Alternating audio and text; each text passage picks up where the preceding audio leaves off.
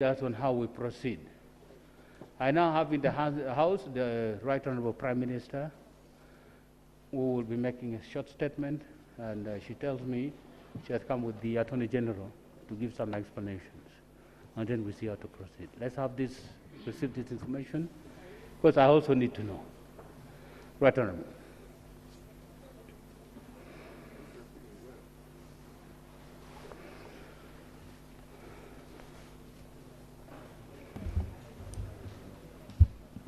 Right Honorable Speaker and Honorable colleagues, I want to state that it is true the Honorable Sewanyana and the Honorable Sejirinya were rearrested. One was rearrested the other day and another one yesterday. Right Honorable Speaker, it is also true that the Honorable Sewanyana yesterday had a statement and was interrogated at Chireka CID in the presence of his lawyers. Today, the Honorable Sejirinya is also going to be interrogated by CID in the presence of his lawyers. Honorable Speaker, I know that you are supposed to be notified, and this information for you is coming. Honorable colleagues, I beg to submit.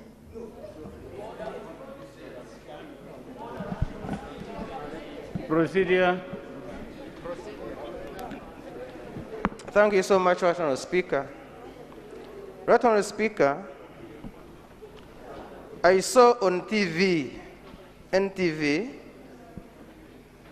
Honorable Secretary being kidnapped or arrested, whichever time it is, and he was crying, "Afande, I am sick, I am sick," and he was being bungled into that vehicle.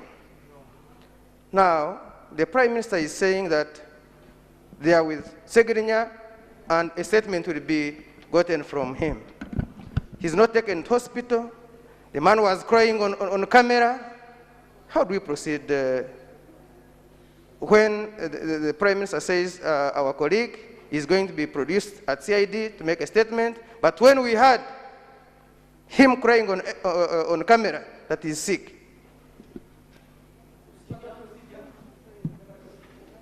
Procedure. Thank you, Right Honorable Speaker. And I really would like to thank the Prime Minister. As courtesy and decorum of this House, even when the information is so wanting, but we proceed under the decorum, it's the etiquette of this House. Right Honorable Speaker, I would like the Right Honorable Prime Minister to inform this House, if indeed there was need for rearrest, the office of the Speaker has been open 24/7. The Deputy Speaker has been open, the office 24/7. What prompted government, as you say government, to conduct a kidnap of the honorable members of Parliament? The first procedure you used to summon them through the office of the Speaker. What was strange this time around, that it was imperative that you had to kidnap the members of Parliament? And lastly, these very honorable members, on being summoned through the office of the Speaker, presented themselves to Masaka Central Police Station. And indeed, they were granted a police bond. And when they were required, they still went back and responded to their bond, and until when they were produced in courts of law. Right Honorable Prime Minister, have you found the office of the Right Honorable Speaker deficient, that you are now taking over the roles of the office of the Speaker of Parliament? Can I just seek guidance from you? Yes. Are you still on procedure?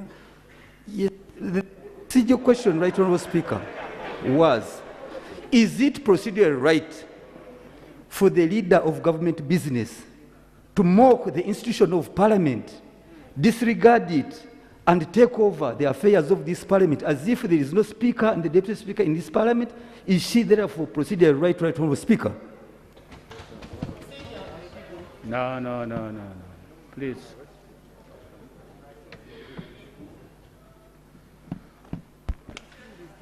You know,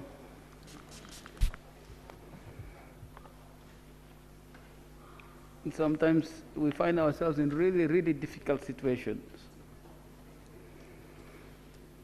And I find that that is what the Right Honorable Prime Minister is facing, as well as the Speaker. And everybody in here is faced with that same situation.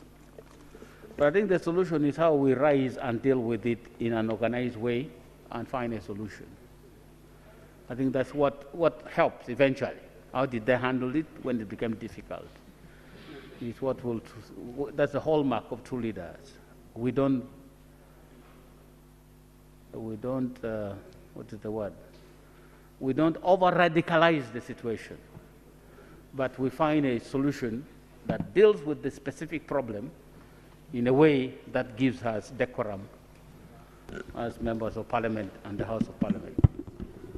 The Right Honourable Prime Minister has stated what she has stated, and I expected that the London Attorney General was going to say something on this matter. When we start doing procedure order, honourable members, we lose focus, we get our eyes off the ball. There's a problem. Members have been rearrested without the authority of the Speaker. Even notification was not given to the Speaker. The Prime Minister has informed us one of the members, who I'm not aware the name because she didn't state the name, not the Honorable Sewanyana, appeared before police in the presence of his lawyers yesterday. And the Honorable Segirinya is due to appear before the police for interrogation in the presence also of his lawyer. That is the information we have now from the Right Honourable Prime Minister. And she says the letter for the Speaker is on the way. Yes. I don't know whether it's coming by border or... That is good, I know you. But that should have happened before the act. That should have happened before the act. But honourable members, really, I seek your indulgence on this matter. Because what we do now will either be good for the way forward or may not help the way forward to find a solution in this matter. Issues remain outstanding. Maybe the Attorney General can help us with some aspects of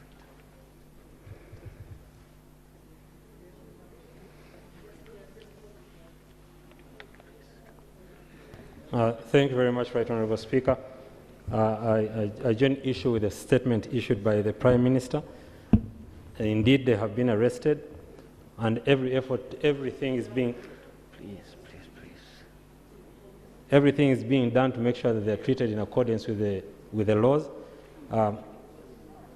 Oversight, it was an error not to come to you in time, but they Please, let's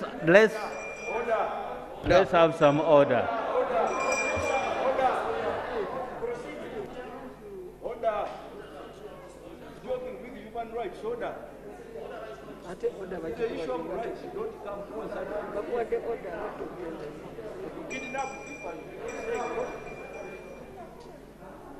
After that show of strength, can we now become normal and deal with these matters? After that, Honorable Samujo, please let's listen to each other. We want a solution. I want a solution. You want a solution. Mr. Speaker. Please. Honorable Samujo, please. Land Attorney General, please. Thank you very much, Right Honourable Speaker. The two colleagues, Right Honourable Speaker, are going to be presented in court in accordance, and they can go back as many times as the offences they commit.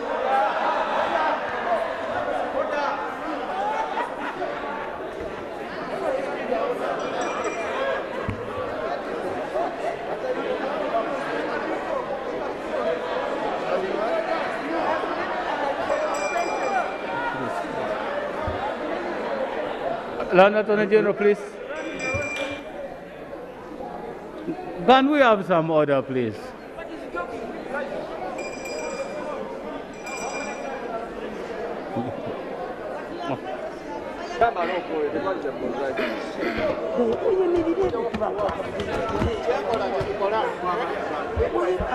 Thank you, Right Honourable Speaker, for your kind indulgence, Right Honourable Speaker. Right Honourable Speaker, these are the kind of situations, as leaders of our people, we try to avoid. When I saw the Right Honourable Prime Minister come here, I had a warmth in my heart that finally mother is around to speak to the country. I was disappointed, of course. She's excusable. Surely she did not know what was obtaining. Right Honourable Speaker, the Attorney General and his statement is most disturbing. I'm only learning here that the Attorney General has a new constitution to which we are not privy, and therefore he can circumvent the position of the law and submit that, you know, they will be produced. We have the 48-hour rule, Right Honourable Speaker. Right Honourable Speaker, I heard you clearly, and you're right. When somebody makes a wrong, you do not join them to commit another wrong. That should be the limit. And between citizens and an eternal criminal state, the parliament is the firewall. And on my side, Right Honourable Speaker, I am constrained. I am a very good listener and very patient. Here, the head of government business. She had nothing to do with the House other than lamentation. The Land Attorney General, a senior at the bar, is being legally scandalous, Right Honourable Speaker. I can't certainly this. In the circumstances, Right Honourable Speaker, I would like to join you in not joining illegality. The biggest statement that a criminal state must receive today, that this should not happen again, and in the circumstances, I am constrained to continue leading my team, Right Honourable Speaker, in these circumstances, because you are milking the truth from the front bench. Right Honourable Speaker, I am afraid I'm out of this as lead of this side, because the head of government business has no business to communicate on my side. The rights of citizens are being abused. The Attorney General believes that it's at his discretion to say they'll appear. A member was complaining, he's sick, he's ill.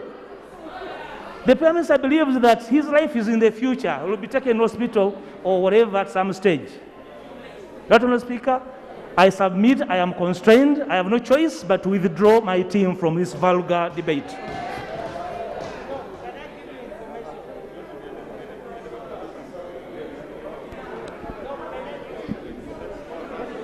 Procedural. The leader of the opposition.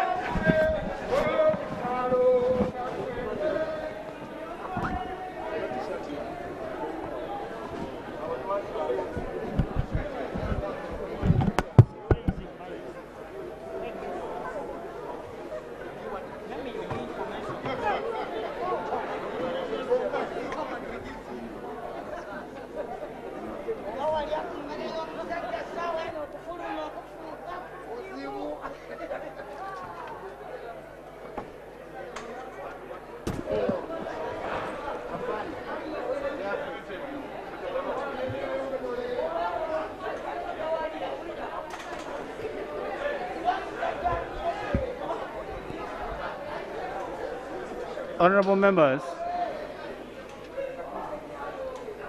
can we have some order?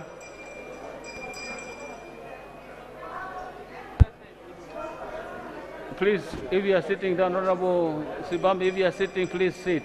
If you are not,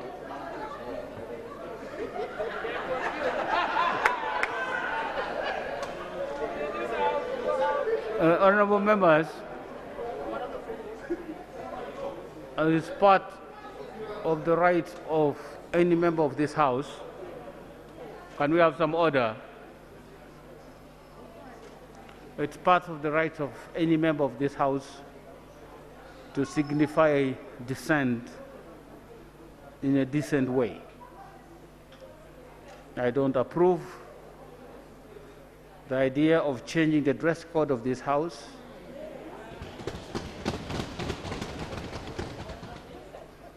But I'm in no total, I'm not in any disagreement with the act of walking out. I have no problem with that. It's part of the expression of dissent that is permitted, that if you are not very happy with the situation, you can walk out. Because the option would be to stay and become problematic. So I applaud the leader of the opposition for his leadership, that he has led his team out of the chambers of this House without any drama, with the exception of the change of the dress code of this House. I applaud him for that, and that's good leadership.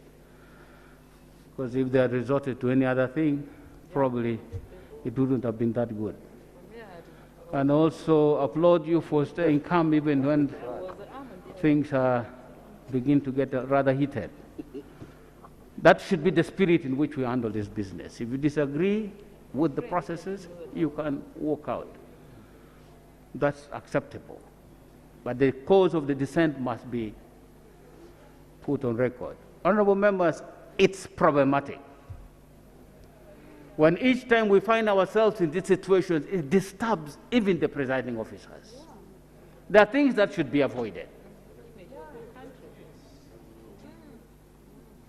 The Constitution is clear, and all the supporting laws made under that Constitution are clear about processes and procedures.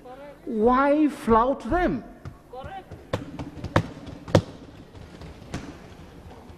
Just why flout them? What is the emergency? Why flout them? Because when you do, we end up like this. And you give people with bad intent the excuse to do the things they have been longing to do.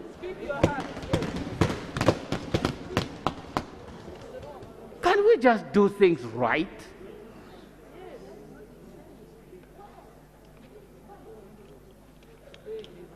Today I was talking to some group of people, and I told them the biggest problem that we have in this country is our technical people stepping down directives from top officials of government. When they say do this, instead of assessing what can be done within the law, they just rush and do it. When the president says no border borders on pavement, in the evening they deploy police to start beating border borders on the pavement. And yet what the president has stated is a policy direction, which must be stepped down by the policy people. What is the import of the president's statement that there should be no border borders on the pavement? It simply means create another lane for border borders. This process should not be done by evening, so that you clear the pavement. But in the evening, we deploy police, we start beating border borders. And that's exactly what is happening in this situation. There might have been instructions that do the following, and then you go and do it the wrong way. Technical people must learn to step down instructions that come from their leaders in terms of being implementable within the law.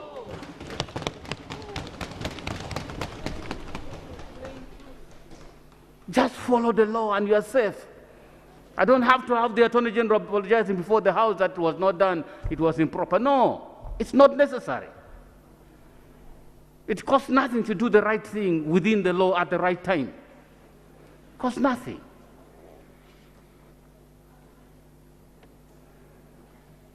So here we are, honorable members.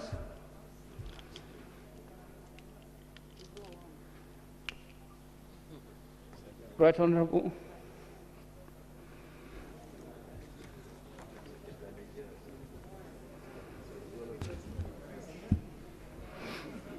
Right Honorable Speaker and honorable colleagues, allow me to say thank you, Right Honorable Speaker. I want to inform you that we have seen what has happened, and we are, as leader of government business, going to have all those MDAs come together, and we look for a way forward. Thank you so much, Right Honorable Speaker. House adjourned tomorrow 2 o'clock.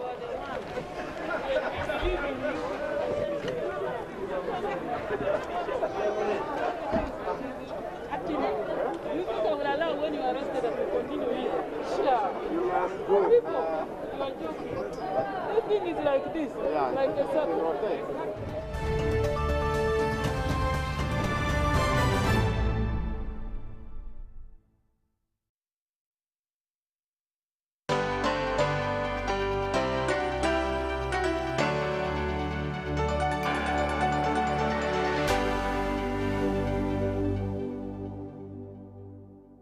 Pick of the day on UBC, brought to you by